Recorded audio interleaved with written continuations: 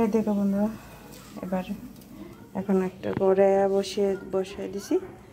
তারপরে মাছটা নিয়ে আনিছি, মশলা বেটে আনিছি, পেঁয়াজ রসুন আর একটু মরিচ, কাঁচা লঙ্কাও দিছি 2-3টা। তারপর শুকনো লঙ্কার গুঁড়োও দিছি, তাহলে কালারটা সুন্দর হয় আর কি। তো এখন দেখো মাছটিরে একটু তেলের মধ্যে হালকা একটু ভেজে নেব আর দেখো মাছটিরে লবণ আর হলুদ দিয়ে একটু ভালো করে মাখিয়ে নিছি। দেখো কড়াইয়ের মধ্যে তেল দিয়ে দিচ্ছি।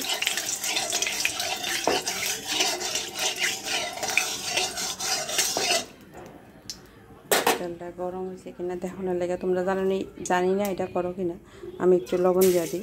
লবণটা একটু মানে তেলের মধ্যে মিশে গেলে তোমরা মনে করবা যে এটা তেলটা গরম হয়ে গেছে।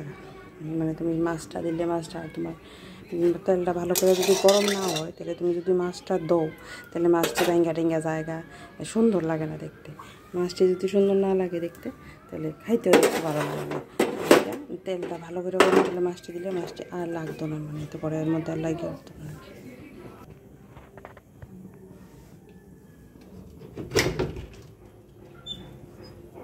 তারপরে মাছটির এবার কড়াইয়ের মধ্যে দিয়ে দেব।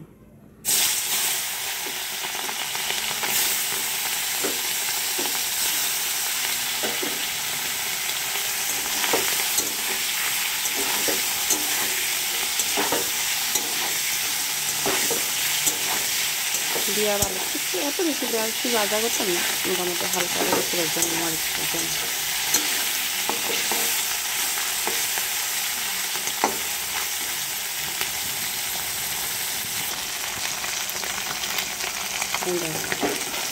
মোটামুটি একটু ভাজা হয়ে গেছে। এখন মাছটিকে নামাইলাম, নামাই ফেলে তারপরে মশলা দিয়ে দেবো।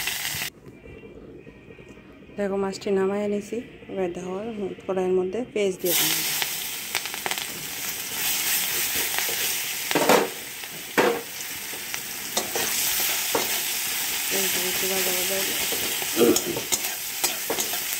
পেঁয়াজের মধ্যে লবণ আর হলুদ দিয়ে দেবো।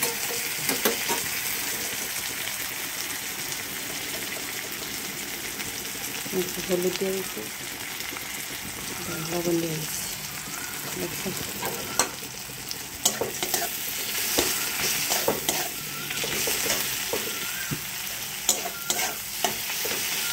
ভালো করে নাড়াচাড়া করে ওই জায়গা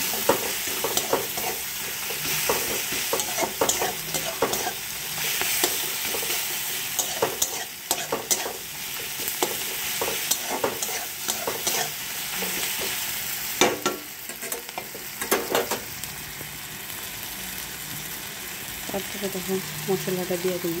এই যে মশলাটা বাইটটা নিচ্ছি, মশলাটা দিয়ে দিই।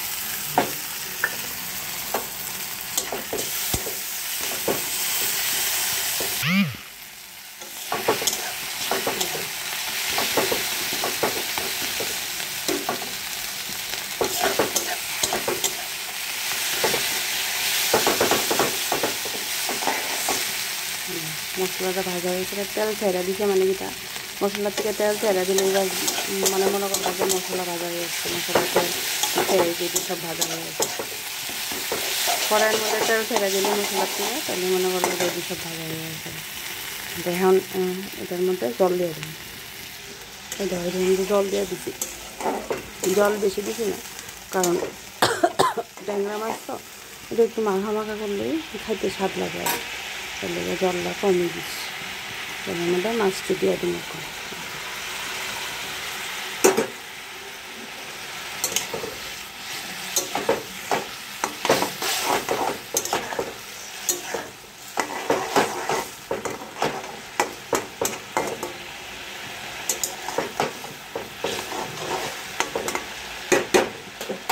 এখন গ্যাসের ফ্লেমটা লো করে দিন, আস্তে আস্তে হইব।